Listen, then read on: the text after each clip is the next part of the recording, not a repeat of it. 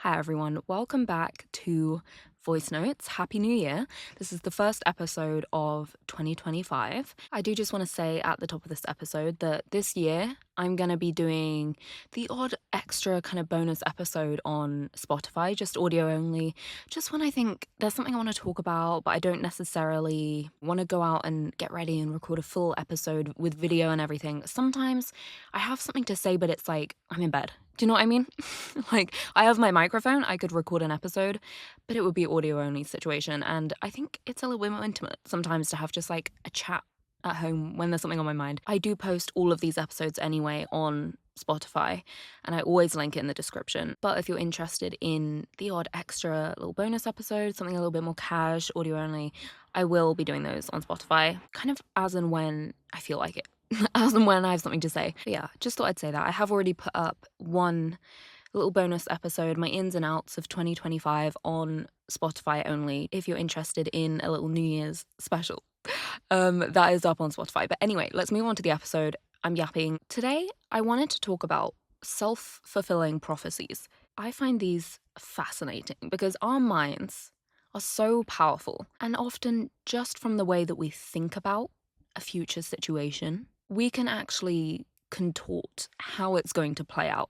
I find this crazy. We can change the outcome of a future situation a lot of the time. Not all the time. Sometimes things are very much out of our control. However, a lot of life is kind of a chain reaction, often starting with your mind. How you view something, your perspective on it will affect how you act and how you behave in a situation, which will then obviously ripple into how someone else might behave in that situation, having this kind of ripple effect that I think is so interesting. I don't think we give our minds enough credit for how much power our brains have in how situations play out, right? I know I'm speaking very abstract right now. I'm going to get more specific. But I do think it's crazy that even when we aren't conscious of this stuff, we're just going through our life, doing what we're doing, not really thinking about it. What is happening in our life is still a lot of the time a product of how we're behaving and how we're thinking. Even when we're not conscious of it, we're not trying to do anything in particular, not trying to get any particular outcome. What happens is still a product of what we're doing. If we did something differently, something else would happen. It's crazy. And we could call this a self-fulfilling prophecy. We could call this a form of manifestation or a limiting belief even. These all kind of fall under the same umbrella in my brain of using your mind to alter reality. A self-fulfilling prophecy being you believe something is going to happen, so you act in that particular way and it ends up then happening. A limiting belief is often having a fixed opinion on something or someone, or often yourself, that you then carry around and stop anything else better happening. The same as manifestation being kind of the opposite of a limiting belief in a lot of ways, is having an open mind and welcoming in better things, and then often you get better things. And it's an amazing tool. However, it's a double-edged sword. You can make your life considerably better or considerably worse just purely through your mindset, your beliefs, your perspective. And the choice really is yours, which is quite interesting. What kind of mindset that you choose to have, whether it's a more open mind or a more closed, like, things are what they are, patterns will repeat, nothing will change, I am not good enough, blah, blah, blah, this kind of fixed, limited mindset. It really reflects in your life and your reality, depending on which one you choose to have. For example, if you're going into like an exam and you have this mindset that like, I'm gonna fucking fail this, you're changing your own behaviors to make that happen. This is what a self-fulfilling prophecy is, really. Is like, you think you're gonna fail this exam, you think you're not good at, say, maths. There's no way you're gonna pass this. You're not even gonna bother studying. You're not even gonna bother trying because you've decided the fate. You've decided, I'm not good at this, I'm gonna fucking fail. So you're not gonna bother trying. You're gonna probably turn up late. You're not gonna bother bringing half of the equipment you need. You're not gonna have done any revision. And therefore, you probably will fail. Not because you couldn't pass, but because you created that reality by your behaviors because of how you thought it was going to go. However, someone who thought, I'm gonna pass this, is much more likely to act like a person who's gonna fucking pass an exam. Is someone that's gonna actually study and sleep well and drink lots of water and turn up on time and remember all their equipment. You know, not necessarily because they're any smarter, but because they have a better mindset. And your mindset massively influences your behavior. Therefore, the outcome is different. This is what I mean by a chain reaction. So that's why with things like self-fulfilling prophecies, like manifestation, it's a double-edged sword because multiple outcomes are possible. It just depends how you choose to behave as to which one you get a lot of the time. Again, like I said, not everything you can control. You know, maybe you studied really well and you made a lot of effort and then it got cancelled. Do you know what I mean? There's stuff that we can't control. However, a lot of the time in life, the hand that we get dealt is the hand that we chose. Is the hand that we decided that we were going to get, because we create our own reality a lot of the time. I think what the trouble is most of what we do as human beings is unconscious. Most of what we do, we're just acting in habits and routines, and we're not fully choosing everything that we're doing. We're not fully conscious of everything that we're doing, because that would be exhausting. Like, if we had to fucking think about everything we do. Humans are very interesting in the fact that they don't. You can just do shit and get shit done without needing to fucking try half the time. You just kind of run off of habits and routines. However, again, double-edged sword. Because in order to use the tool that is your mind to maybe change and improve patterns that you have, loops that you've been stuck in, outcomes that you keep getting, to move beyond that, you need to become conscious first of, firstly, what you're doing, and then secondly, try doing something else. Do you know what I mean? But it's so tricky if you're not self-aware about what you're doing, which again, even the most self-aware person on earth doesn't have self-awareness about every single thing that they're doing. It's a never-ending journey to working out why the fuck we do what we do. You know, sometimes we only become aware of what we're doing that's getting us to these outcomes when someone points it out to us, or when we keep getting the same negative result that we don't want. That's often the wake-up call of, okay, what am I doing? Because we do go through a lot of life just doing things. And you know, sometimes it can turn out to be too late when we realize what we've been doing that's playing into an outcome. You know, for example, back to the example, if you have multiple exams in, say, your degree that you're doing, and you have this mindset that you're not going to pass, you're not going to do well, you're going to keep repeating, turning up, not bothering, not trying very hard, by the end of the course, you might fail the whole thing.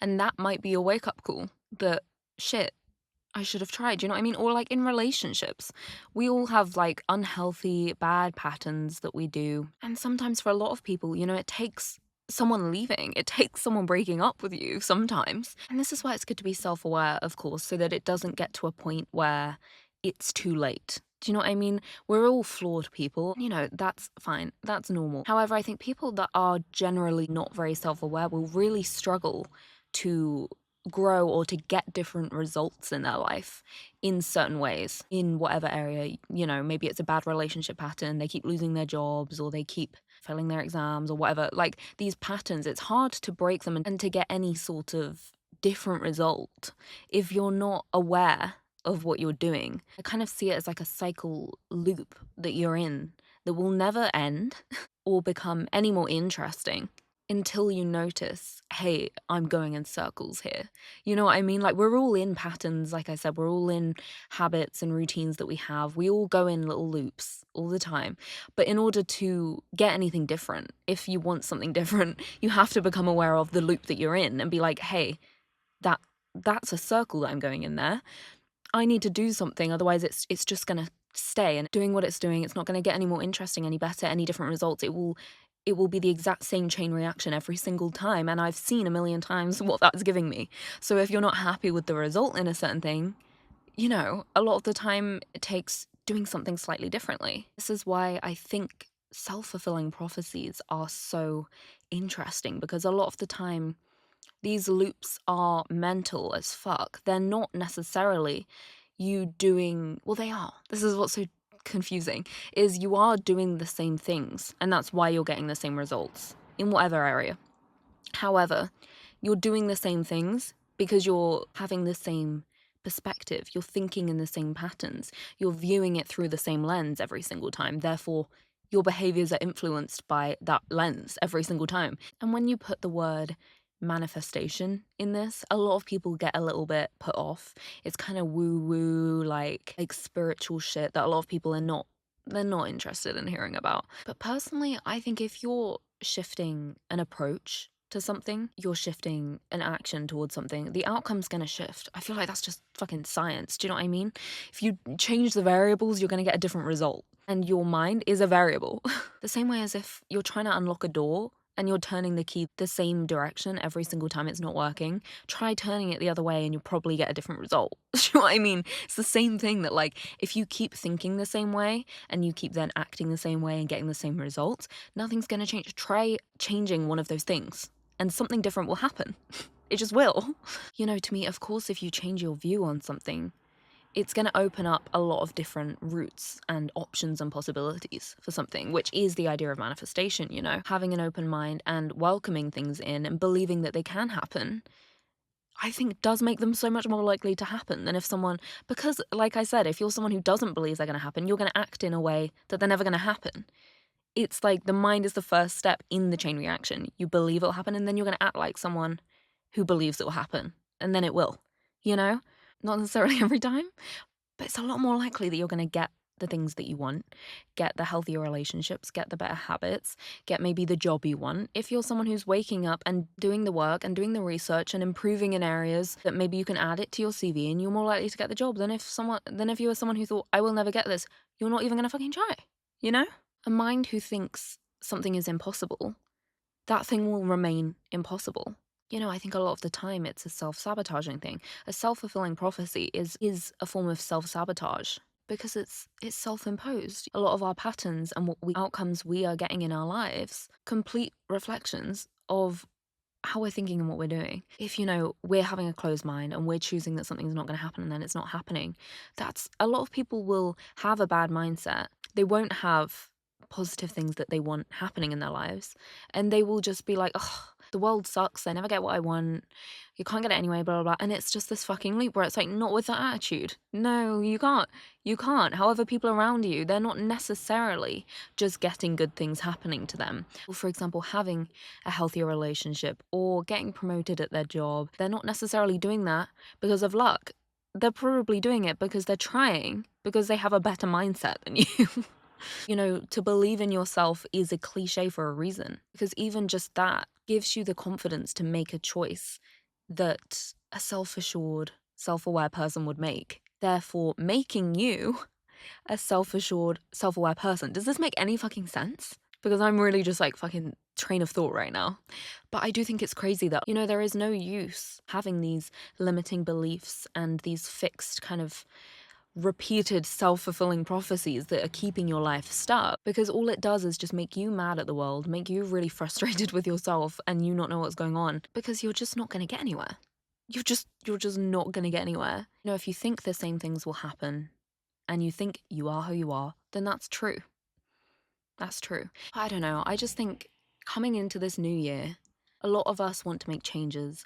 A lot of us want to improve and grow and get better at certain things. And I think it's important to remind ourselves the amount of control and power that we have over these things and what we're getting in our lives and what we're capable of. You know, there's a time of year where we're all setting New Year's resolutions and thinking about our ins and outs of 2025 and what we want more of, what we want to maybe cut out and do less of, what we want to get different results in. You know, and these things require a lot of the time just changing our approach towards something. And I think now at the start of the year, January, is a great time to try and become a little bit more self-aware of if there's certain things in your life, or maybe keep repeating, or maybe that are just frustrating to you, or that you want to kind of get past this like blockade of some sort. You know, maybe it's you keep having the same argument with your partner or with your friends or your family, or, you know, you're sick of how you treat yourself and how you look after yourself and you want to work on your self-esteem or things like this. I think it's a great time, whilst we're all kind of thinking about these things and kind of reevaluating a lot of things in our lives, to factor in your mindset and your perspective, and how much is that playing a role? How much are you getting these things happening because of how you're viewing them? Because if that's the case, that's very changeable. It's very much in your hands. That's not something that has just happened and it is the way it is. If you have a bad mindset about something, amazing. Like, it's not amazing, but it's an amazing thing because you can so change that. There's a lot of things in life we can't control, and that's very difficult, but this is one you can. So it's a great thing to also be thinking about whilst you're evaluating your life and your habits and your routines and what you want to improve on. Don't forget to factor in your mindset, thinking in better ways and being more open-minded so that, you're going to get a lot better results and break some of these patterns this year. We all have fucking bad patterns in our lives, and life can get so busy and we can get so much on our plate, and we're trying our best that then things are just repeating and repeating because we're not really super aware of them all the time. We've got other things to do. But I feel like this is the time of year that we're all kind of becoming a bit more conscious of what we want more and less of. And yeah, it's important to just not forget about your mindset because that controls fucking everything. So yeah, I hope that you all have a good new year, or that you had a good new year. I believe it's the 7th today, and that you're all feeling good, maybe refreshed, maybe not. I don't know. Christmas is pretty exhausting, but I hope that you're all doing well. Remember what I said at the top, that I'm going to be uploading some audio only episodes on Spotify every now and then when I have something to say. And yeah, thank you for listening again in a new year. If you're still listening, thank you, and I will talk to you soon.